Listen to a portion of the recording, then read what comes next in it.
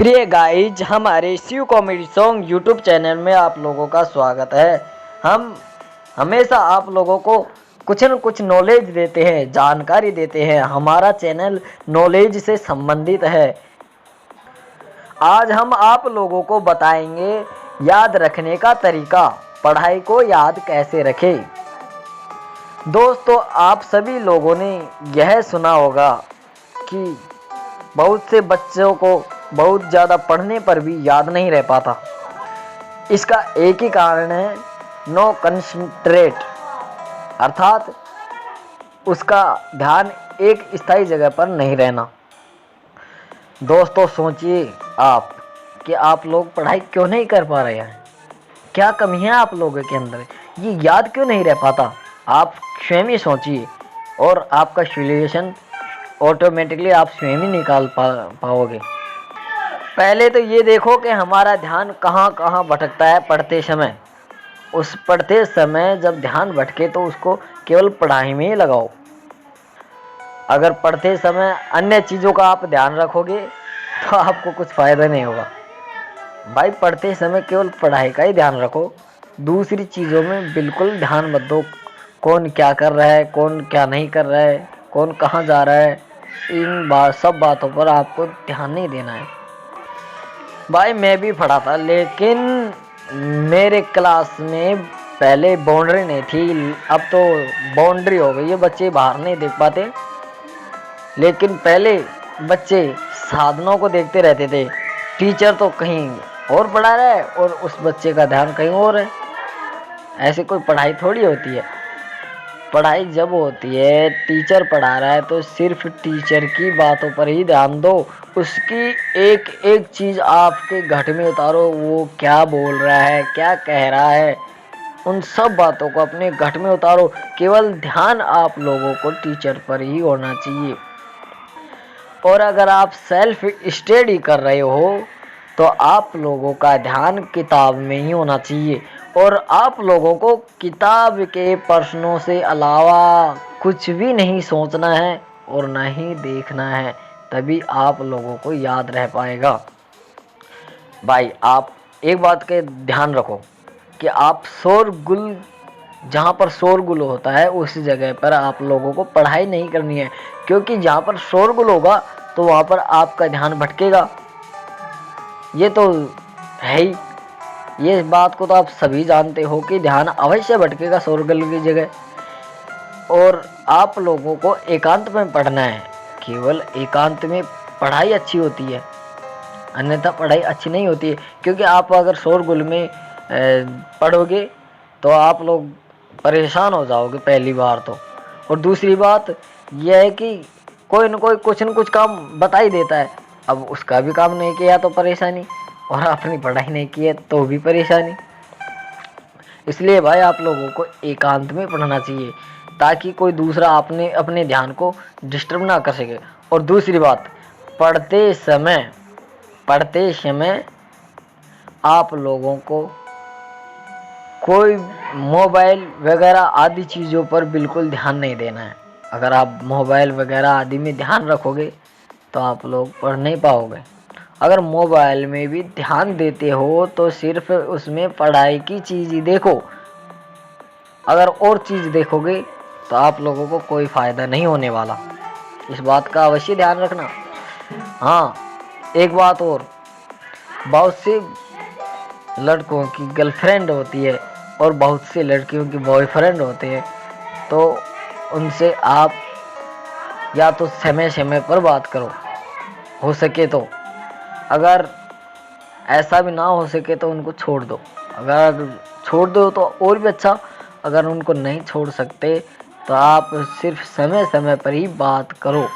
ये नहीं कि अपने फ्रेंड से रात दिन ही फ़ोन पर लगकर फ़ोन में चिपके रहो और बात करते रहो। भाई, ये फ़ोन एक ऐसी बीमारी है, इसे एंड्रॉयड बीमारी कहते हैं, जो हमारे यूट्यूब चैनल पर इसका वीडियो भी कार्टून के रूप में बना रखा है हमने। उसको देख लेना कि मोबाइल से कितना बुरा प्रभाव पड़ता है मनुष्य को। और पास कुछ भी होता रहता है ना, तो उसका पता नहीं रहता है हमारे और पास क्या हो रहा है। इसलिए मोबाइल में पढ़ते समय बिल्कुल ध्यान नहीं दे रहा है।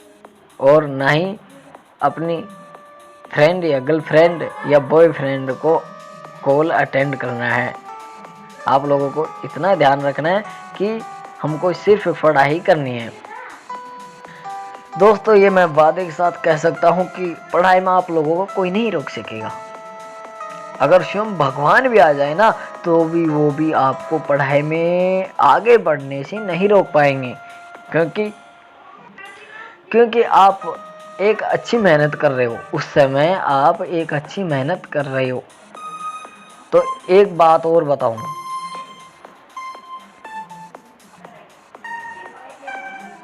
सबसे बुरी बात यह है कि सब पढ़ने वाले बच्चे कामना करते हैं, इच्छा करते हैं कि हम पास हो जाएं। भाई, ये इच्छा तो हर कोई किसी को होती है, लेकिन एक बात का ध्यान, यही इच्छा आप लोगों की पढ़ाई को भी डिस्टर्ब करती है। इस बात का अवश्य ध्यान रखना। अब आप ये भी सोच रहे होंगे कि शिवचरण क्या कह रहा है कि पढ़ाई में इस बात को लेकर क्या डिस्टर्बेंस होता है। भाई, अब दिमाग लगाओ कि आप लोग पढ़ रहे हो और पढ़ते समय कामना कर रहे हो कि यार मैं पास हो जाऊं, यार मैं पास हो जाऊं, तो आप केवल पास ही हो पाओगे या फेल। अगर अच्छे अंक प्राप्त करने हैं तो इस मैटर को छोड़ो और निष्काम भाव से मेहनत करो। क्योंकि भाई एक बात बताओ, अपन मेहनत करेंगे तो फल तो ऑटोमेटिकली आएगा ना। भाई, अपन कोई पेड़ को लगाएंगे, उस पेड़ में पानी देंगे तो वो फल ऑटोमेटिकली देगा। भाई, मेहनत अच्छी करेंगे तो वो तो फल तो देगा ही। तो उसी प्रकार पढ़ाई में आप मेहनत करोगे तो फल कोई नहीं रोक पाएगा, स्वयं भगवान भी नहीं रोक पाएंगे। स्वयं कृष्ण भगवान ने भी यही कहा है गीता जी में कि निष्काम भाव से कर्म करो तो आप लोगों को और भी अच्छी सफलता प्राप्त होगी। निष्काम भाव से कर्म करने से मनुष्य का अहंकार नष्ट होता है। अगर मनुष्य का अंदर अहंकार रहेगा तो वो कुछ भी नहीं कर पाएगा। इसलिए अपने अंदर अहंकार न रखकर केवल निष्काम भाव से कर्म करो। आप लोगों को निष्काम भाव से पढ़ाई करनी है। आप लोगों को इन बातों पर, इन झंझोटों पर नहीं पढ़ना है कि हमको कितने नंबर लाने हैं, कितना पास होना है, कि क्या होना है। इन चीज़ों पर ध्यान मत दो, आपको केवल पढ़ाई पर ध्यान दे रहा है। भाई, आप इस समय पढ़ रहे हो तो पढ़ाई पर ही ध्यान दो। ये नहीं है कि आप लोग कहीं और जगह ध्यान लगा रहे हो। पढ़ते समय सिर्फ पढ़ाई का ही ध्यान दो।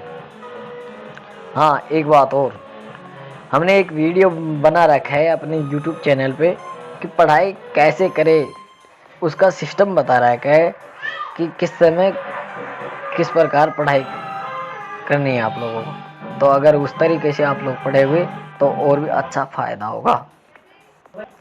यह मैं गारंटी के साथ कह सकता हूँ कि आपको स्वयं भगवान भी नहीं रोक पाएंगे पढ़ते हुए। यह हमारा वादा है, विश्वास है ये मेरा। भाई, सबसे बड़ी तो बात यही है, कोई भी कर्म करो उसमें मन कंट्रोल होना चाहिए। मन को इतना कंट्रोल कर लो, इतना कंट्रोल कर लो कि उसको स्वयं भगवान भी आकर के डगमगा न सके। भाई, आप लोगों ने बहुत सारी कथा, भागवत, बहुत सारी कई कई कई कई कहानियाँ सुनी है। उनमें आप लोगों ने एक बात पर गौर किया होगा कि पहले के ऋषि मुनि जब भक्ति करते थे तब महाराज इंद्र यह सोच करके हमारा स्वर्ग छिन जाएगा, यह बात को सोचकर वो अप्सराओं को उनकी तपस्या भंग करने के लिए भेजता था साधु महात्माओं के पास। लेकिन उनके कोई भी प्रभाव का असर उन साधु महात्माओं पर नहीं पड़ता था, क्योंकि उनका मन कंट्रोल था, ध्यान केंद्रित था। और एक बात और, जो आदमी और भी अच्छी पढ़ाई करना चाहता है उसके लिए यह बात भी है कि मन, ध्यान और आत्मा का एक रुख कर लो, एक ही दिशा में चलाओ इन तीनों चीज़ों को, तो आप लोगों को स्वयं भगवान भी आकर के आपके रास्ते का कांटा नहीं बन सकते। ये मेरा विश्वास है। अगर स्वयं भगवान भी आ जाए ना तो आप लोगों को सफलता पाने से कोई नहीं रोक सकता। दोस्तों, अगर हमारे इस वीडियो से आप लोगों को कुछ नॉलेज मिली हो तो प्लीज़ हमारे चैनल को सब्सक्राइब करें, लाइक करें, कमेंट करें। हमारा नाम शिवचरण सैनी है। प्लीज़ आप लोग हमारी मदद करो, हम आप लोगों के लिए और भी अच्छे अच्छे वीडियो बनाएंगे। ये मुझे विश्वास है कि आप लोगों को मेरे बनाए हुए वीडियो से कुछ न कुछ फ़ायदा अवश्य मिलेगा।